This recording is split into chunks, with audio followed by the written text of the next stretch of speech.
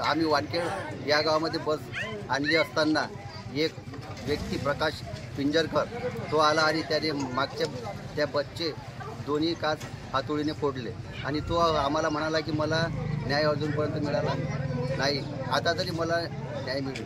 परंतु असं जर होत राहिलं तर आमच्या जीविताला हानी पोहोचेल. अशामुळे जोपर्यंत पोलीस पाटील गावचे येत नाहीत आणि ते या ठिकाणी येऊन आम्हाला न्याय देत नाहीत किंवा त्याचा रिपोर्ट देत नाही तोपर्यंत ही बस इथून निघणार नाही. मी शेगाव आगार श्रीराम भोपळे. या बसमध्ये किती प्रवासी बसलेले होते? या बसमध्ये 25 ते 30 प्रवासी होते.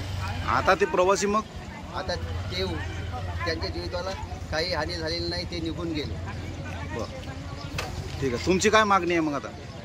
आमची मागणी असं आहे की त्या व्यक्तीवर कारवाई झाली पाहिजे, कारण अन्यथा कुठेही जर असं घडत राहिलं तर विनाकारण कोणाच्या जीविताला जर हानी झाली तर त्याला जबाबदार कोण राहील? मग आता तुम्ही बस काढत नाही का इथून? नाही, आम्ही काढणार नाही. जोपर्यंत पोलीसची गाडी येत नाही किंवा पंचनामा करत नाही तोपर्यंत आम्ही इथून बस हलवणार नाही.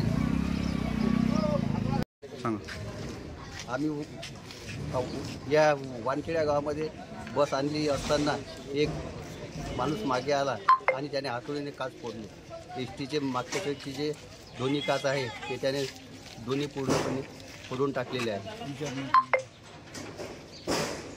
विचार फोडून मला न्याय पाहिजे, पोलीस आले पाहिजे इथं. आता याच्यानंतर इथे बस येणार नाही याची कृपया सरांनी नोंद घ्यावी. ते म्हणजे मला न्याय पाहिजे, अंदर जायचं पोलीस स्टेशनमध्ये.